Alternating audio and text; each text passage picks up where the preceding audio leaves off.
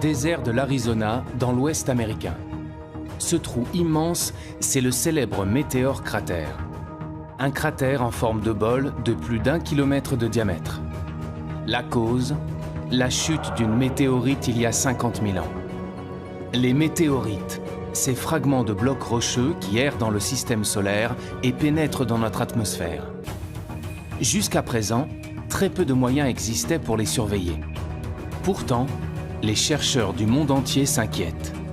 Ils pensent que des météorites géantes pourraient provoquer la fin du monde. Ces phénomènes sont pris très au sérieux par la communauté scientifique internationale.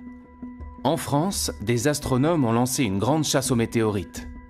Sur les toits de l'Observatoire de Paris, des scientifiques viennent de mettre en place un réseau de caméras de surveillance. Une grande première.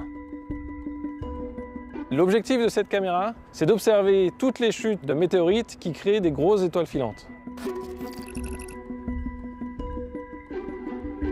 Ces grosses étoiles filantes étaient jusqu'à présent la seule trace de météorites dans l'atmosphère.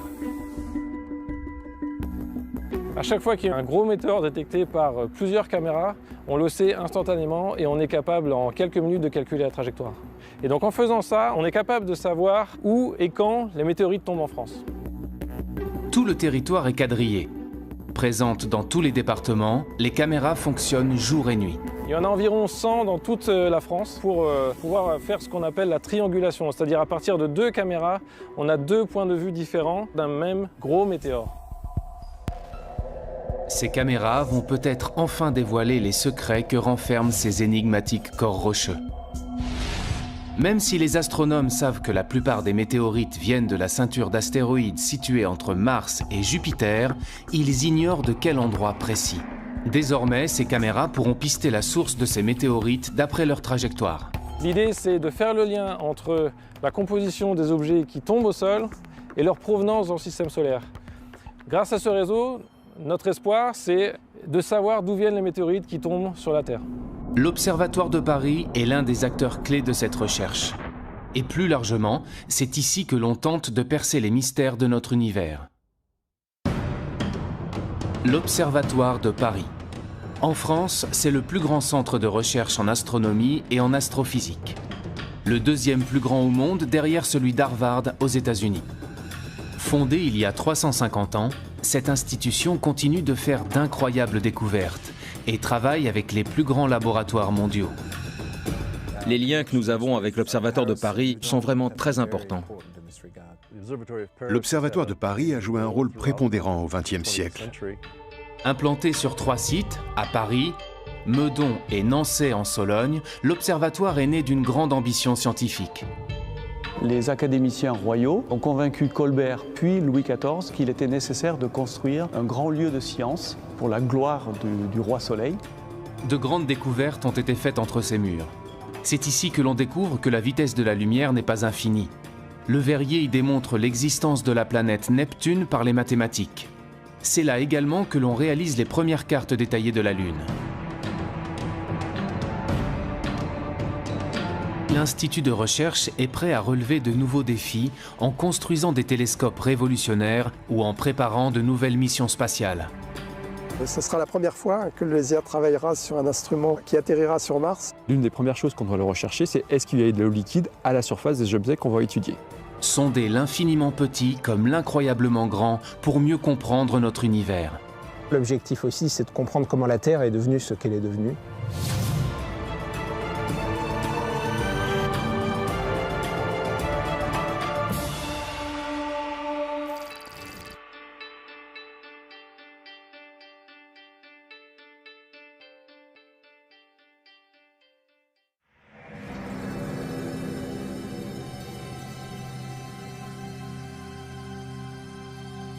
Nous sommes à l'ouest de la capitale, à Meudon.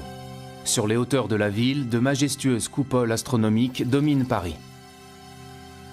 Fondé en 1876 par l'astronome Jules Janssen, le site de Meudon est rattaché à l'Observatoire de Paris depuis le début du XXe siècle. À première vue, l'endroit semble paisiblement endormi.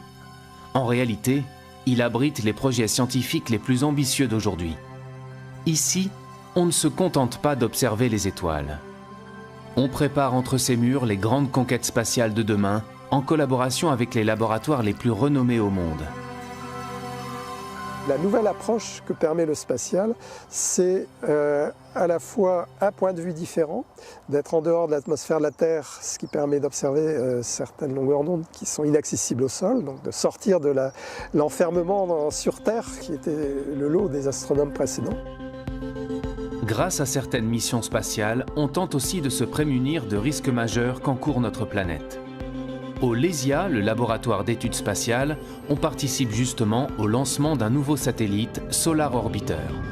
Il quittera la Terre pour une destination un peu particulière, le Soleil, notre étoile.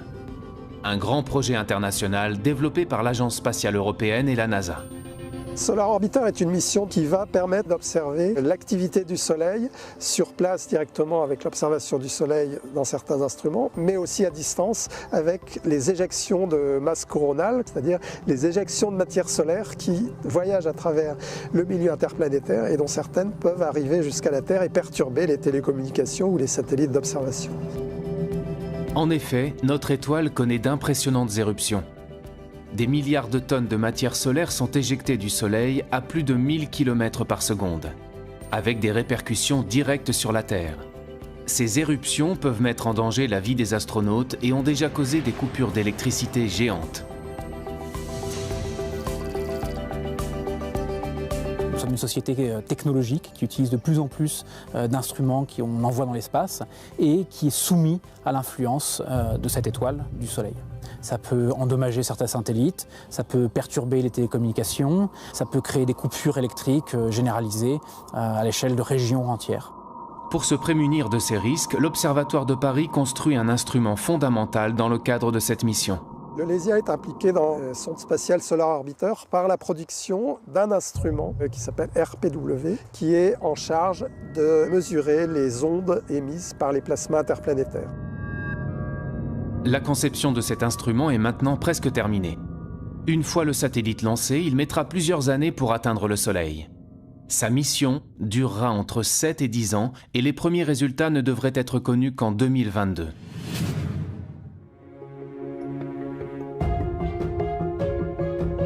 En attendant, les astronomes doivent s'assurer quotidiennement que le Soleil ne représente pas de danger pour notre planète. Ils ont mis au point un procédé pour surveiller le Soleil, mais cette fois-ci en restant au sol. Le même procédé depuis plus d'un siècle.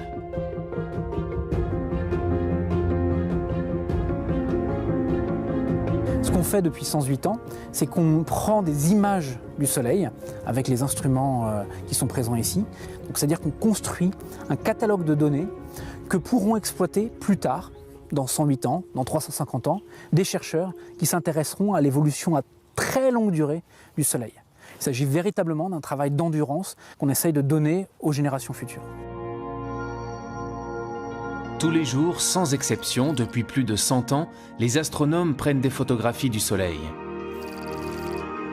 Un procédé relativement artisanal qui fonctionne grâce à ce que l'on appelle un spectrohéliographe. Sa mission, enregistrer les taches et les protubérances du Soleil.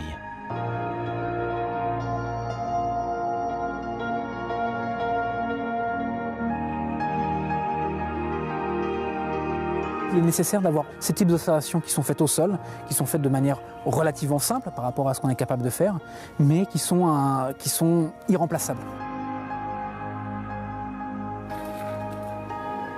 Voilà, donc là vous avez la photo en direct du Soleil, en lumière blanche. On est en période de descente d'activité, donc on n'a absolument pas de taches sur le Soleil aujourd'hui. S'il y a des taches, il peut y avoir des éruptions. S'il n'y a pas de taches, il n'y aura pas d'éruption. Et là, on est vraiment en descente d'activité solaire. Aujourd'hui, la photographie ne prend que quelques secondes et les résultats sont immédiatement informatisés. Mais cela n'a pas toujours été aussi simple. L'Observatoire de Paris a 350 ans. Ça fait à peu près 350 ans que certains chercheurs s'intéressent à étudier le Soleil. Mais à l'époque, ils avaient des méthodes où ils remplissaient des cahiers, où ils marquaient leurs observations. Section sur K, c'est la longueur d'onde, hein, surtout la longueur d'onde et l'heure du cliché là-dessus.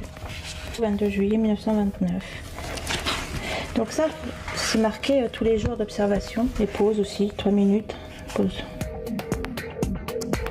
Grâce à cette observation sur une très longue période, les astrophysiciens ont pu identifier avec précision différents cycles d'activité solaire extrêmement réguliers. C'est cette régularité qui leur permet de prévoir les fortes éruptions et les perturbations potentielles. Le Soleil est vivant, il y a des moments où il est plus actif et des moments où il est moins actif. Donc il y a un premier cycle qui va être le cycle qui est très bien connu, qui est le cycle de 11 ans, où au début du cycle, petit à petit, il va y avoir de plus en plus d'éruptions jusqu'à un maximum. Et puis à nouveau, pendant quelques années, la fréquence des éruptions va diminuer jusqu'à ce qu'on arrive à un minimum où il n'y aura aucune éruption. Et puis ce qu'on est en train de découvrir, c'est qu'il y a aussi un cycle plus long, qui aura une centaine d'années, où pareil, il y a une modulation de l'activité du Soleil. Mais pour cela, il faut arriver à étudier le Soleil sur des périodes qui sont très longues, qui dépassent même la vie humaine. Et c'est ce qu'on fait ici, à l'Observatoire de Paris. Donc ça fait seulement sur ces cycles de 100 ans, on n'en a vu que 3 à l'heure actuelle. Souvent dans la recherche, il s'agit d'une course de vitesse, il s'agit de voir plus loin, voir plus petit. Ici, on est plus dans une course d'endurance. C'est-à-dire qu'il faut additionner des données sur des années et des années qu'on va transmettre aux générations futures pour que plus tard, les chercheurs qui travailleront sur ces problèmes dans 350 ans puissent eux comprendre mieux comment fonctionne notre étoile. Comprendre comment fonctionnent les étoiles et notre univers, repousser les limites de la connaissance, ont toujours été les raisons d'être des différents sites de l'Observatoire. Lorsqu'il est fondé en 1667, l'Observatoire de Paris devient rapidement un lieu fondamental pour la science, nourri par de grandes ambitions. Grâce à leurs connaissances, les scientifiques établissent pour la première fois des cartes maritimes et terrestres. Un projet révolutionnaire pour l'époque.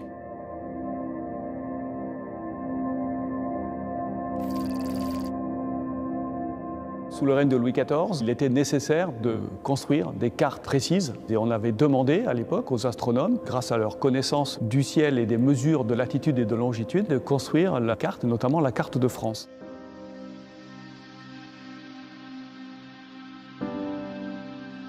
Au XVIIe siècle, connaître l'étendue du territoire et savoir s'y repérer est en effet un enjeu essentiel pour le commerce et la guerre.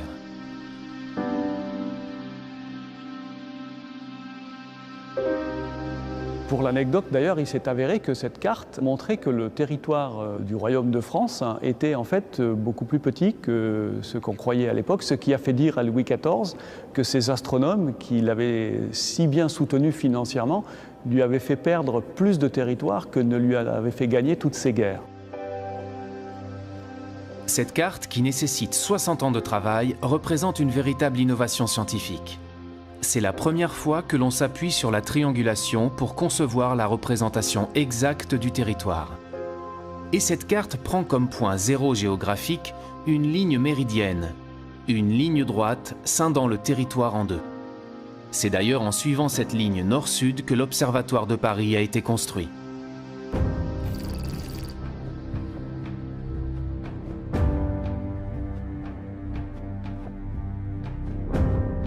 Nous sommes ici dans la salle Cassini, qu'on appelle aussi la salle de la Méridienne de l'Observatoire de Paris, tout simplement parce qu'elle contient le méridien de Paris, qui est cette ligne que vous voyez ici, qui a été tracée par les académiciens le 21 juin 1667. Ces académiciens qui ont donné comme instruction à l'architecte Claude Perrault de construire un bâtiment symétrique par rapport à cette ligne. Cette salle majestueuse, en fait, est un gigantesque instrument de mesure. En haut, ici, vous avez une ouverture avec une petite optique qui permet de projeter l'image du Soleil sur le sol. L'été, le Soleil est très haut sur l'horizon et par conséquent, l'image du Soleil se projette de ce côté de la salle. L'hiver, il est très bas et l'image du Soleil se projette complètement de l'autre côté de la salle. Et entre les deux, l'image du Soleil fait un aller-retour. Et donc tous les jours, à midi vrai, on peut mesurer précisément à quel endroit cette image traverse le méridien.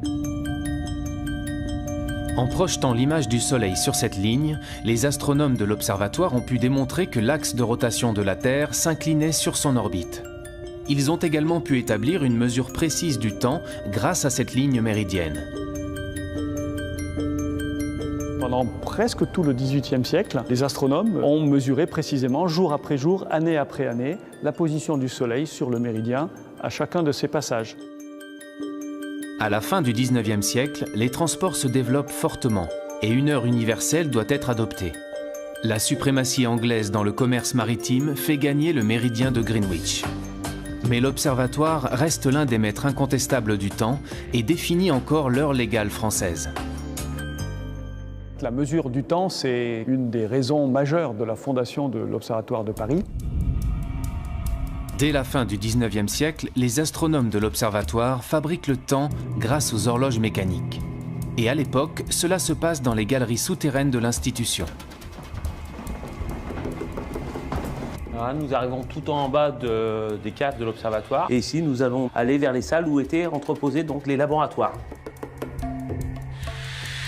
On stockait les horloges donc mécaniques puis à quartz au sous-sol parce que ici la stabilité de température, comme on est très profond, est très bonne tout le long de l'année. Elle fluctue quasi pour beaucoup moins qu'1 degré. Tous les systèmes mécaniques de précision ou les systèmes à quartz, ils sont très sensibles aux fluctuations de température. Donc ça change un petit peu la fréquence, la vitesse d'écoulement mesurée par l'horloge. Voilà. Donc plus c'est stable, mieux c'est. Et ici, personne ne passe, personne n'ouvre de porte, personne ne vient. Voilà. Ça s'est terminé dans la deuxième moitié du XXe siècle, au moment où toutes ces horloges ont été remplacées finalement par les horloges atomiques. Les horloges atomiques.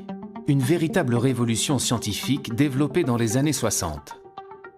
Dans des salles protégées comme des bunkers, à l'abri de la lumière et de la chaleur, l'observatoire définit le temps grâce à l'oscillation régulière de certains atomes.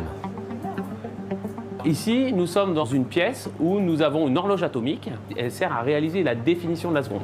Et cette définition, elle est basée sur une définition par rapport à l'atome de césium, qui est de exactement 9 192 631 770 par seconde. Les atomes de césium ont la propriété de se mouvoir selon un mouvement de va-et-vient, une oscillation extrêmement régulière. Et nous, ce qu'on fait dans cette horloge, c'est qu'on va compter cette oscillation et donc être capable de réaliser exactement une seconde. Lorsqu'il passe d'un niveau d'énergie à un autre, l'atome de césium émet une fréquence immuable du rayonnement électromagnétique qui détermine la seconde. Et une fois qu'on sait très bien réaliser cette seconde, ensuite il y a d'autres systèmes par ailleurs qui vont compter les secondes pour réaliser la minute, l'heure et le temps en continuant à compter. Pour mesurer cette seconde, on provoque cette oscillation dans cette pièce isolée de toute perturbation. Pour contrôler ces atomes, on les refroidit, ça veut dire qu'ils sont très lents. On va les lancer, ils sont sous vide. C'est comme quand vous lancez une pierre. Ils vont monter, retomber, et pendant toute cette interrogation, presque une seconde en fait, pas tout à fait, on va mesurer cette oscillation. Donc on va faire des mesures ensuite répétitives, et ça va nous permettre de parfaitement fixer l'intervalle de temps, qui est à la base de la réalisation de l'ensemble ensuite de notre échelle de temps.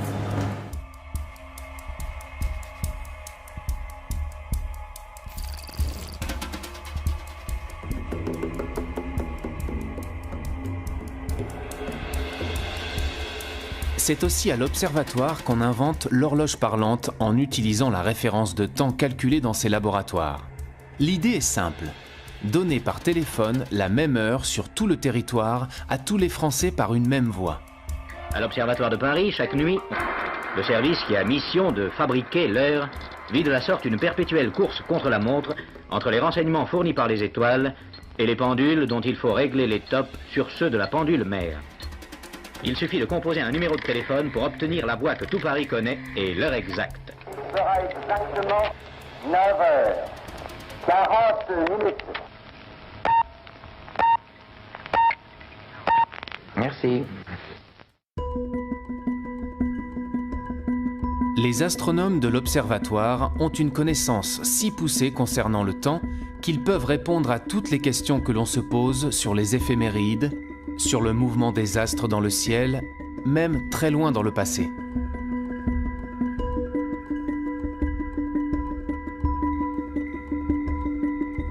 On a des personnes qui se posent des questions quand même un petit peu profondes, donc sur l'espace qui nous entoure, sur le temps.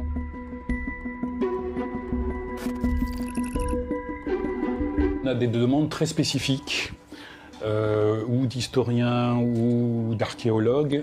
Ils ont découvert en fait une inscription qui est gravée dans la tour même de la cathédrale de Nevers, à la Saint-Michel, 1606, fut éclipse à 1h après-midi et fut nuit claire. Par rapport à ça, j'ai fait des recherches, il n'y avait pas d'éclipse, en tout cas en 1606. Par contre, il y en avait une qui pouvait être favorable, correspondre à celle-là, c'était l'année précédente, en 1605. Donc nous, actuellement, avec les théories dont on dispose, on est effectivement en mesure de calculer l'état du ciel à un instant donné quelconque. Donc par exemple, remonter le temps jusqu'à 5000 ans en arrière.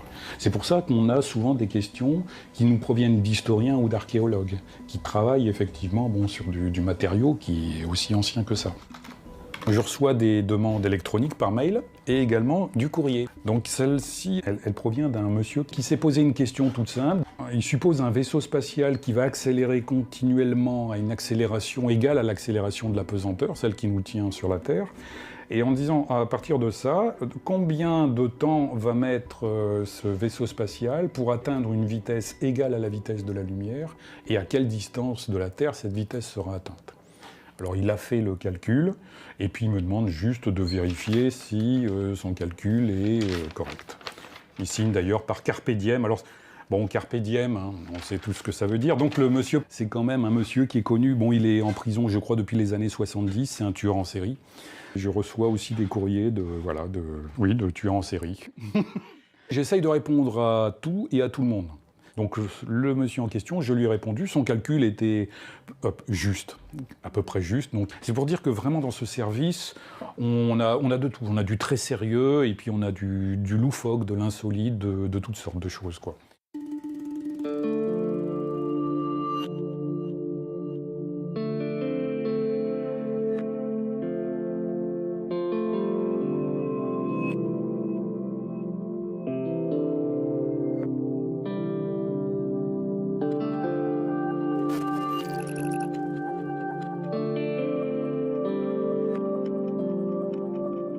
Le soir, Pascal Descamps s'offre un moment de nostalgie sur le toit de l'Observatoire de Paris.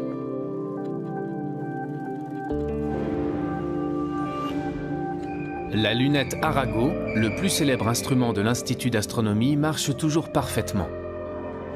Cet instrument mythique, confiné dans une coupole tournante, est le témoin des progrès fulgurants de l'astronomie en France. Au moment de sa construction au XIXe siècle, c'était la plus grande lunette astronomique du monde. 38 cm de diamètre et 9 mètres de focale. Cet instrument mythique, voulu par François Arago, a contribué aux recherches les plus célèbres de l'Observatoire de Paris.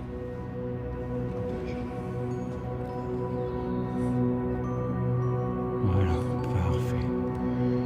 Voilà. Tout est bon. Qu'à relancer le moteur. On contrecarre en fait le mouvement de rotation de la Terre. La Terre tourne et on fait tourner la lunette autour du même axe, mais dans l'autre sens, de manière à en fait contrecarrer ce mouvement, à en fait l'annuler. Si je coupe l'entraînement, la Lune sort en moins d'une minute, elle sort, puisque la lunette va alors rester sur une direction fixe, pendant que le ciel tourne. Donc on perd la Lune tout de suite. Là, ça marche. Donc c'est bon.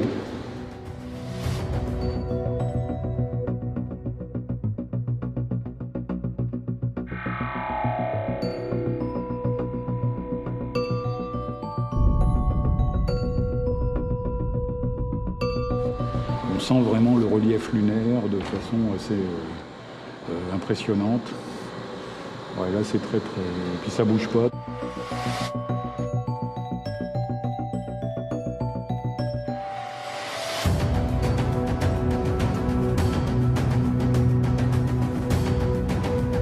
Depuis l'âge d'or de la lunette Arago, des pas de géants ont été faits en astronomie. On observe encore les étoiles avec ce type d'instrument qu'à de rares exceptions. Désormais, ils sont beaucoup plus performants.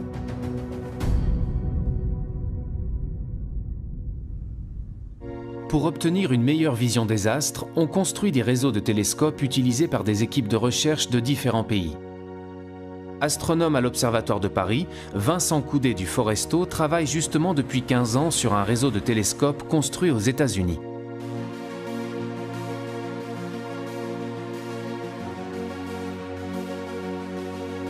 Ce réseau est situé dans l'un des observatoires les plus célèbres du monde, le mont Wilson, près de Los Angeles. C'est ici que l'on a découvert que l'univers était en expansion.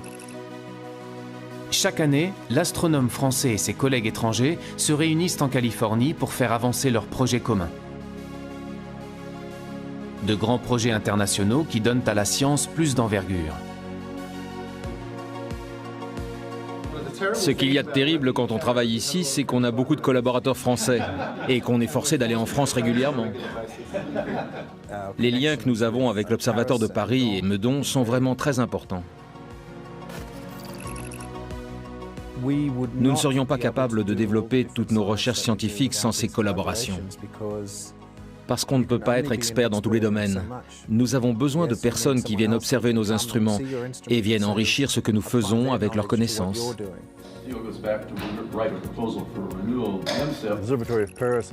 L'Observatoire de Paris a joué un rôle prépondérant au XXe siècle, en développant des technologies d'optique de précision qui sont capitales pour les télescopes modernes ou les instruments que nous utilisons aujourd'hui. Vincent Coudet du Foresto et ses équipes de l'Observatoire de Paris ont conçu un instrument, Fluor, qu'il n'est possible d'utiliser qu'ici, au Mont Wilson, grâce aux 6 télescopes placés en réseau, idéalement espacés les uns des autres. Ce que notre équipe à l'Observatoire de Paris a amené, c'est un instrument qui s'appelle Fluor, qui recombine la lumière des télescopes de telle manière à ce qu'on va pouvoir simuler finalement le comportement d'un télescope de presque 300 mètres de diamètre qu'on serait bien incapable de construire. Imaginez un télescope de 300 mètres de diamètre. Au lieu de le fabriquer, imaginez que vous ne construisiez qu'un télescope d'1 mètre, et le même juste à côté. Maintenant, imaginez que vous puissiez former une seule image à partir de ces 2 télescopes. Là, vous vous demandez, est-ce que c'est possible de récolter avec ces 2 télescopes les mêmes données qu'avec un télescope de 300 mètres? Eh bien, la réponse est oui. Cette technique d'observation, c'est l'interférométrie. En combinant la lumière de plusieurs télescopes en réseau, il est possible d'obtenir une image d'une finesse équivalente à celle d'un télescope beaucoup plus grand. Fluor permet de combiner la lumière des télescopes du Mont Wilson par fibre optique et non plus avec des miroirs. Une révolution. Ici, nous avons construit le réseau de télescopes et toute l'infrastructure, et Vincent a apporté Fluor, son instrument, et peut l'utiliser. En échange, il le met à disposition d'autres scientifiques. On ne pourrait pas faire le travail qu'on fait maintenant s'il n'y avait pas ces collaborations internationales. Les compétences, elles sont très complémentaires. Ici, il y a une infrastructure qui est complètement unique, avec ces télescopes qui sont éloignés les uns des autres, qui permettent vraiment de simuler un télescope géant. Nous, on apporte un instrument qui permet de faire des images avec une très grande précision. Et c'est justement de l'apport de ces compétences complémentaires qu'on peut obtenir des observations intéressantes.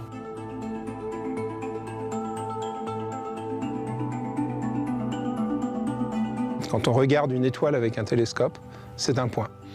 Toutes les étoiles apparaissent comme des points parce que même les plus grosses des étoiles sont trop petites pour être résolues par les télescopes. Et donc il faut un interféromètre pour voir les étoiles autrement que comme des points, pour voir des choses à la surface des étoiles. L'interférométrie ouvre de nouvelles perspectives dans la connaissance des étoiles, mais aussi dans la découverte de nouvelles planètes.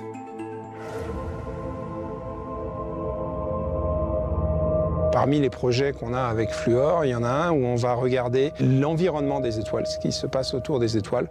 Et on sait que les étoiles, notamment quand il y a des systèmes planétaires, il y a des poussières qui restent en orbite autour de l'étoile et qui diffusent une sorte de lumière de halo. Et pour nous, ces lumières, c'est un peu la trace, c'est un peu la signature d'un système planétaire qui peut se trouver derrière.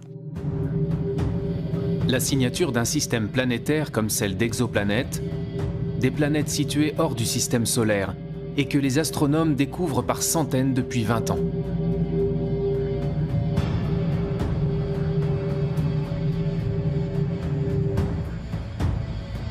Ces collaborations entre laboratoires permettent de faire accélérer les découvertes.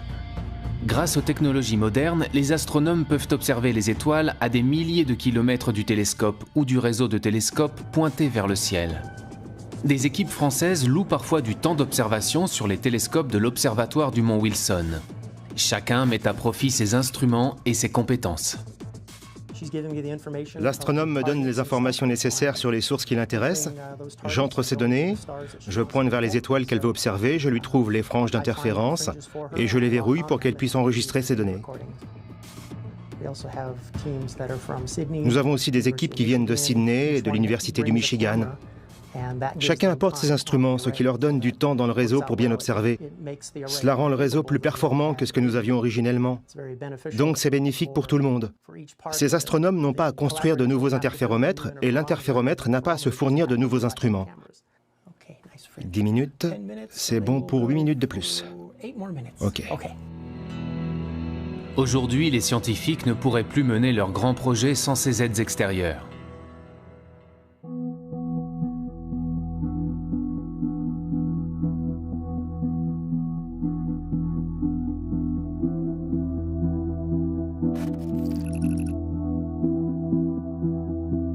La recherche, c'est l'échange d'idées, et donc l'échange, la confrontation, la critique, et de la critique naît de nouvelles idées. Donc si on est tout seul dans son coin, en général, on n'arrive pas à grand-chose. En tout cas, on a besoin d'être à certains moments seul dans son coin pour réfléchir, mais si on ne confronte pas ces idées à la communauté à un moment ou à un autre, de toute façon, on n'avancera pas. Les découvertes futures nécessitent des moyens extrêmement importants qu'aucun pays au monde n'est capable de mettre sur la table tout seul. Donc on peut dire que tout ce qui était facile a déjà été fait, si vous voulez, et pour aller plus loin maintenant, il faut développer ces grands projets beaucoup plus complexes et beaucoup plus coûteux. Aujourd'hui, de nombreux pays rassemblent leurs forces pour résoudre la grande question de l'humanité. Sommes-nous seuls dans l'univers? Existe-t-il de la vie extraterrestre? Une planète pourrait apporter des réponses et obsède les chercheurs du monde entier. C'est Mars, la planète rouge. Après le succès de la mission menée sur Mars en 2012 et le lancement du rover Curiosity, les astrophysiciens espèrent que la planète rouge répondra enfin à leurs questions. Avec la NASA et une dizaine de laboratoires en France, les chercheurs de l'Observatoire de Paris participent à l'une des missions les plus attendues, la mission Mars 2020. La mission Mars 2020 est la mission qui va continuer d'explorer la surface martienne à la recherche de l'eau passée, de la minéralogie passée et de la biologie, de la possible existence de vie à la surface de Mars. L'une des premières choses qu'on doit rechercher, c'est est-ce qu'il y a de l'eau liquide à la surface des objets qu'on va étudier. Pour répondre à cette question, les astrophysiciens de l'Observatoire de Paris conçoivent un petit instrument placé sur la caméra du rover. Nous travaillons ici sur une partie des détecteurs et sur toute l'ingénierie système de la caméra qui sera placée au bout d'un mât sur cette mission spatiale. On fabrique un petit instrument qui est un spectromètre infrarouge qui va nous permettre de faire la spectroscopie de la surface martienne. En fonction des différentes couleurs qui seront présentes, on sera capable de dire quels sont les minéraux qui sont présents à la surface de Mars et éventuellement même en quelle quantité. On va aussi essayer de voir s'il y a de la matière organique à la surface de Mars.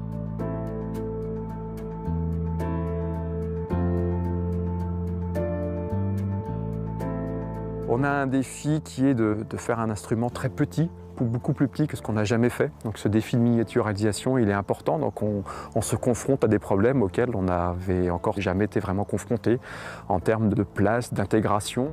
Un vrai challenge.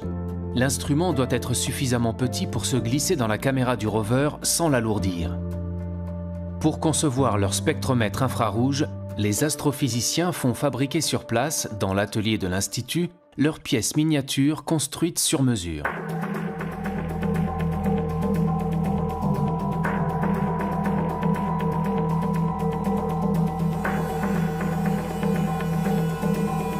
Il a fallu trouver une place au sens physique, où est-ce qu'on se met exactement. Il a fallu aussi trouver comment on branchait nos fonctions, de l'électronique, quelle masse on apportait. Il ne fallait pas apporter trop de masse, parce que sinon on aurait été trop lourd, on n'aurait pas pu être au sommet du mât du rover. Donc on a tout ce genre de contraintes qui nous empêchent de faire exactement tout ce que l'on veut et nous restreignent dans nos objectifs scientifiques. Ce sera la première fois que le LESIA travaillera sur un instrument qui atterrira sur Mars et c'est pour nous un nouveau challenge. Un nouveau challenge que l'Observatoire doit remporter. Les équipes n'ont pas le droit à l'erreur. Maintenant que l'étape de fabrication de l'instrument est terminée, les chercheurs lui font subir une série de tests et de vérifications. L'instrument est placé dans les conditions extrêmes de l'espace et de la surface martienne. Sachant qu'il peut faire jusqu'à moins 133 degrés sur Mars, il doit résister à un univers hostile. pouvoir se dire qu'un petit morceau de métal et d'optique qu'on a créé se retrouve dans l'espace, c'est quelque part quelque chose qui nous rend très fiers.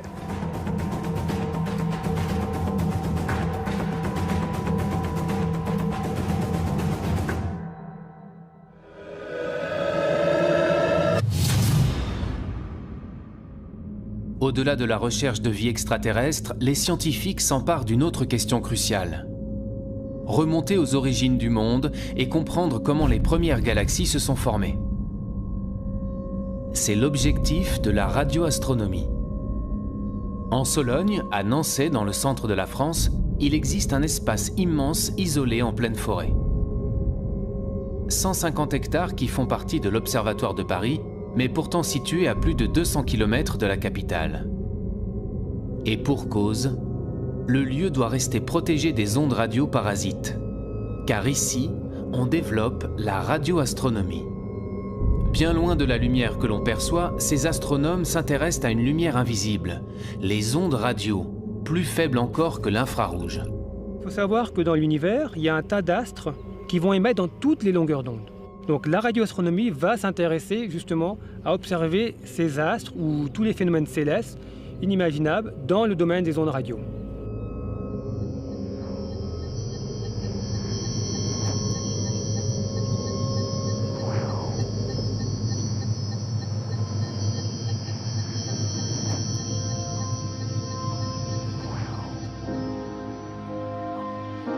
Les ondes radio émises par les étoiles sont collectées par cet immense instrument métallique.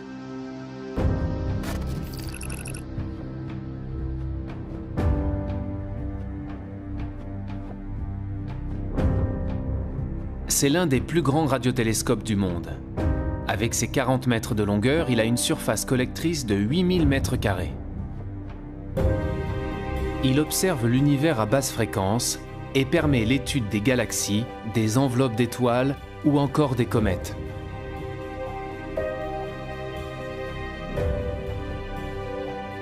Vous pointez le télescope vers une direction d'observation du ciel, c'est la source qui vous intéresse. Donc le rayonnement arrive sur ce qu'on appelle un miroir qui va être mobile. Il réfléchit ce rayonnement sur un miroir fixe qui lui-même va réfléchir ce rayonnement dans un chariot où se trouve le récepteur. Ici, on peut voir presque l'intégralité du ciel, bien sûr, de notre hémisphère.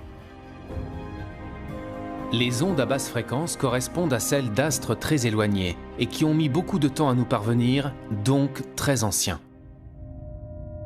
La radioastronomie permet de remonter le temps et d'accéder aux origines de l'univers. Quand vous avez un objet émetteur en ondes radio qui s'éloigne de vous, cette fréquence, ce signal caractéristique va être décalé vers les basses fréquences. Et donc, ainsi, vous allez pouvoir étudier l'hydrogène dans l'univers lointain.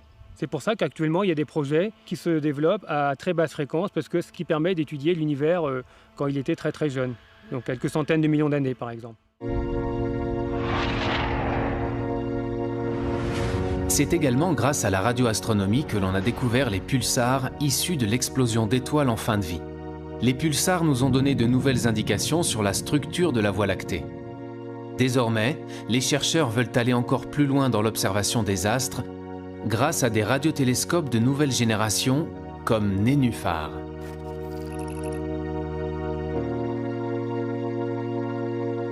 Contrairement aux grands radiotélescopes où vous pointez l'antenne pour justement observer votre source d'intérêt, Nénuphar, ce sont des antennes qui voient tout le ciel.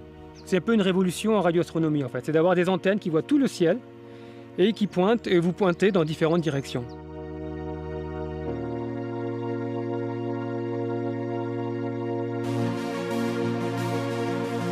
Ce réseau de 1824 antennes à très basse fréquence va permettre d'étudier l'univers quelques millions d'années après le Big Bang, la formation des galaxies. De nouvelles découvertes majeures en perspective.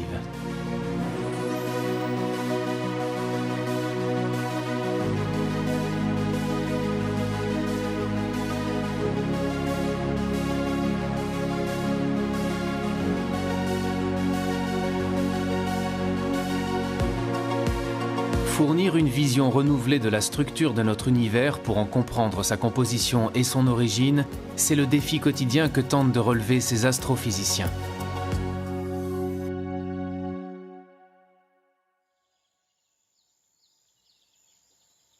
Depuis peu, l'observatoire explore également le ciel dans les plus hautes énergies, à l'autre extrémité du spectre électromagnétique, bien au-delà de la lumière visible. Le site de Meudon abrite un prototype de télescope unique en son genre. Il fera partie d'un futur grand réseau appelé CTA. Une nouvelle génération de télescopes dont l'objectif est d'explorer l'univers dans les plus hautes énergies, les rayons gamma. Ces rayons gamma sont situés au-delà de la lumière visible, au-delà des rayons X. C'est une lumière extrêmement énergétique.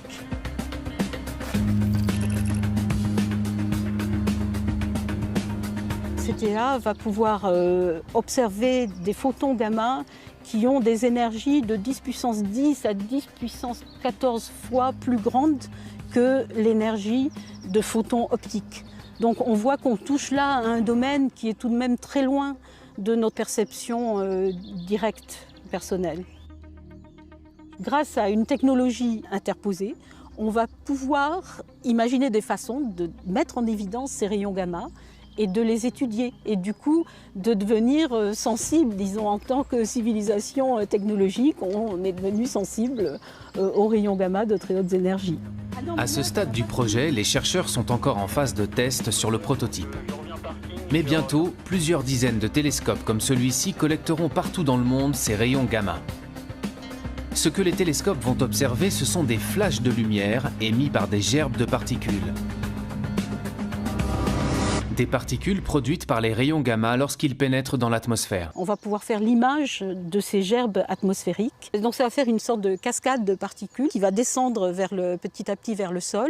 Et dans cette gerbe atmosphérique, il y a justement des particules très rapides qui vont émettre un flash bleuté très ténu qui va être détecté par les caméras des télescopes Cherenkov. Mais on voit les produits que son entrée dans l'atmosphère a générés et le rayonnement qui en résulte au bout du compte. Il faut avoir une résolution temporelle pour suivre l'évolution de ces flashs de l'ordre de la nanoseconde. Donc la nanoseconde, c'est 1 milliardième de seconde. Lorsque la nuit tombe, les tests d'observation peuvent commencer. L'équipe est composée de chercheurs du monde entier, chacun étant spécialisé sur une partie du télescope. Au total, 30 pays et 1200 scientifiques sont engagés dans ce projet hors norme. Ils espèrent tous repérer des cascades de particules dans le ciel de Paris.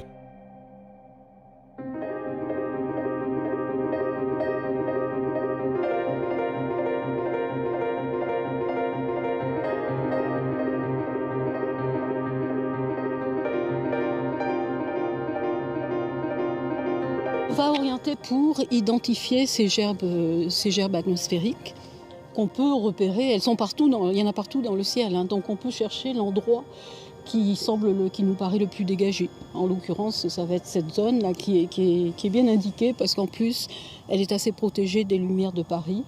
Donc là, elle n'a pas de nuages, donc on va pointer dans cette direction.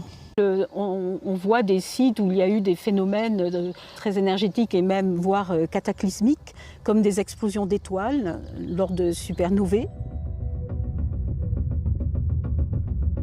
Ce télescope pourra même observer des astres tellement compacts que la lumière ne peut pas en sortir, et qui restent jusqu'à aujourd'hui invisibles, comme les blazars, ces trous noirs qui renferment de nombreux secrets pour les chercheurs.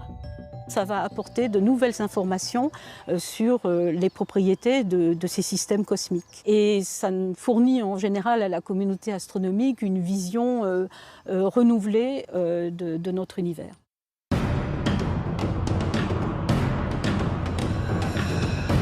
Grâce à tous ces nouveaux instruments ultra perfectionnés et des connaissances toujours plus poussées, les astrophysiciens peuvent observer le ciel dans les plus basses fréquences comme dans les plus hautes énergies. Mais ils se confrontent toujours à une limite, celle de la formation de notre univers. Aujourd'hui, on n'est pas capable en fait de remonter aux premières sources, à l'origine, à nos origines. On a besoin d'observer des galaxies de plus en plus lointaines, beaucoup plus distantes. Et pour cela, eh bien, il faut des instruments de plus en plus puissants. L'instrument d'observation le plus puissant, c'est le projet futuriste ELT, Extremely Large Telescope. Un télescope européen géant, le plus grand télescope au monde, celui qui va peut-être réussir à remonter le temps jusqu'à l'origine de l'univers. Là, le but, c'est vraiment d'aller jusqu'au bout, d'aller vraiment étudier physiquement en fait, les premières sources de l'univers. C'était quoi d'abord? Est-ce que c'était des galaxies? Est-ce que c'était des amas d'étoiles? Est-ce que c'était autre chose? Des étoiles même, simplement, en explosion? C'est un télescope qui va être installé dans les années 2020. Ça consiste à prendre tous les grands télescopes existants sur la Terre aujourd'hui, c'est-à-dire 15 grands télescopes de 10 mètres, les mettre ensemble, combiner leurs miroirs et d'en faire un seul. Ces 39 mètres de diamètre, on doit les installer sous une coupole, ce qui fait que la coupole représente à peu près l'équivalent de 3 arcs de triomphe superposés. C'est l'un des projets européens les plus ambitieux en matière d'observation au sol.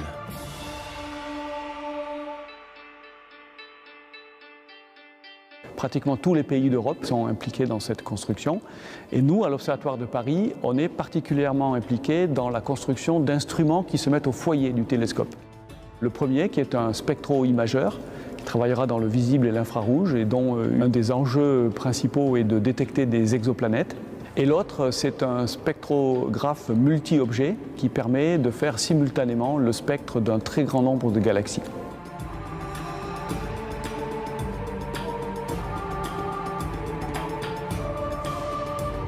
Il y a plus de 100 milliards de galaxies dans l'univers. Alors chacune de ces galaxies contient plus de 100 milliards d'étoiles. Rassurez-vous, on ne veut pas analyser les 100 milliards, mais on veut au moins avoir un aperçu, je dirais, de comment elles sont constituées. Et pour ça, il nous en faut beaucoup plus qu'une. Il en faut plusieurs centaines. On va pouvoir mesurer la composition des objets, de quoi ils sont faits. Dans le même temps, on va aussi voir comment ces objets se meuvent. Et on va regarder en fait les mouvements de cette galaxie.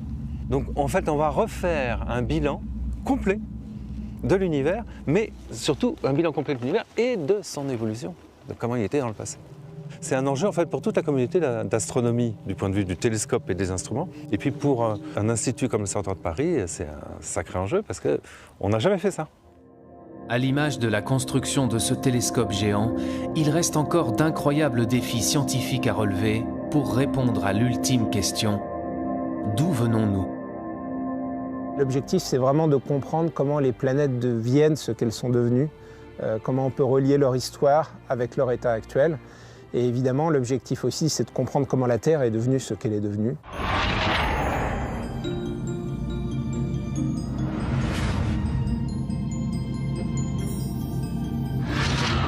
Imaginez par exemple un archéologue, il pourrait étudier par exemple toutes les espèces d'évolution, par exemple si on s'intéresse à l'évolution de l'homme, vous auriez à votre disposition toutes les différentes étapes. Mais on peut comme ça maintenant remonter à des objets qui ont quelques centaines de millions d'années, donc c'est-à-dire un univers qui est très très jeune. On a exploré le ciel en radio, en infrarouge, en ultraviolet, en rayons X et en rayons gamma. Donc là, on a balayé tout le spectre électromagnétique et maintenant l'astronomie moderne peut utiliser des informations sur le ciel venant de tous ces domaines. Et dans chacun de ces domaines, il y a eu un renouveau complet qui fait qu'aujourd'hui encore, l'astrophysique reste une science extrêmement active et en complet renouvellement.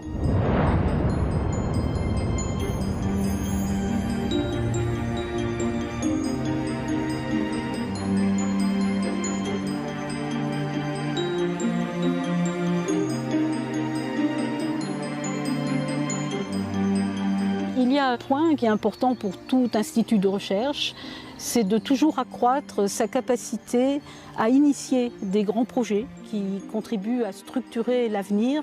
Son futur est tout à fait prometteur. Il a un potentiel humain, de recherche, d'ingénieurs, techniciens, d'innovation qui est extrêmement fort. On est à bord de missions spatiales jusque dans les années 2030-2040. Donc au moins pour toute la première partie du XXIe siècle, je pense que l'Observatoire va continuer de se développer très fortement et d'être un acteur majeur de la recherche astrophysique en France et dans le monde. L'Observatoire de Paris, véritable citadelle des sciences. Plus de 3 siècles après sa fondation, ce lieu, porté par un héritage scientifique inestimable, nourrit toujours les plus grands espoirs de recherche et de découverte.